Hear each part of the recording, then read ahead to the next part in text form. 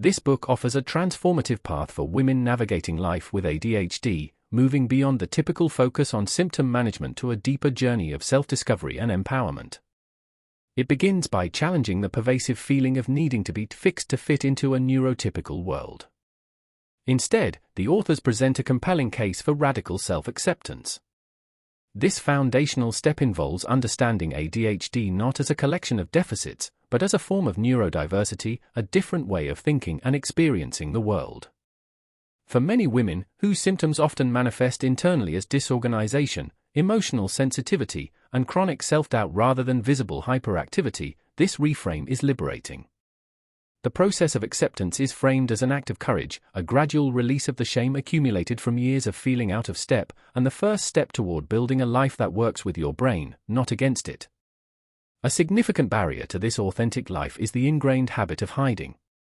The book delves into the protective masks women often wear to conceal their struggles, from avoiding social invitations to perfectionistic overcompensation. While these strategies may offer short-term relief from judgment, they ultimately lead to isolation and a disconnection from one's true self. The authors compassionately unpack how societal expectations, particularly around traditional gender roles that demand high executive function, fuel this need to conceal. The invitation is to slowly lower these shields, to risk being seen in your complexity. This vulnerability, though frightening, is presented as the only route to genuine connection and a life that feels truly your own. With the groundwork of acceptance and visibility laid, the focus shifts to proactive empowerment, taking center stage in your own narrative. This means moving from passive coping to active creation. The book provides tangible guidance on asserting your needs and voice. It addresses common communication hurdles, such as verbal tangents or difficulty organizing thoughts in real time, and offers strategies for speaking with more clarity and conviction. This includes practicing direct language, minimizing self-diminishing qualifiers, and using confident body language. The goal is to cultivate an external presence that matches your internal reality, allowing you to advocate for accommodations, set boundaries, and pursue ambitions without apology. Central to sustaining this empowered stance is the practice of mindful authenticity. This is presented as an active, ongoing process of tuning into your inner experience amidst the whirlwind of ADHD. It involves creating a pause between a stimulus and your reaction, a crucial space for women whose brains move quickly. In that pause, you learn to notice the physical and emotional cues of shame, overwhelm, or autopilot behavior.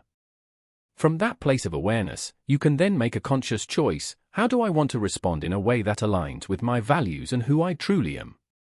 This practice builds a powerful sense of agency, transforming you from someone who is buffeted by symptoms into someone who can navigate them with intention.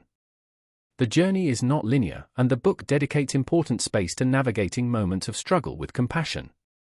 It encourages readers to become detectives of their own needs, especially when the answer to "what do I need" is a frustrating "I don't know." Practical wisdom is offered for these foggy moments: scan your body for clues, seek movement or stimulation to engage your brain, grant yourself permission for strategic rest, and, most importantly, cease comparing your behind the scenes to everyone else's highlight reel. The emphasis is on flexible, personalized experimentation, finding what works for you, discarding what doesn't, and understanding that progress is a series of adjustments, not a straight line. Finally, the guide consolidates actionable support strategies, acknowledging that the internal work must be paired with practical tools. It thoughtfully discusses the role of medication as a potential component of a management plan, while stressing it is one tool among many. The overarching message is one of hope and validation. It concludes by reaffirming that a diagnosis of ADHD is not a life sentence to underachievement or misery, but an explanation, a key to understanding yourself.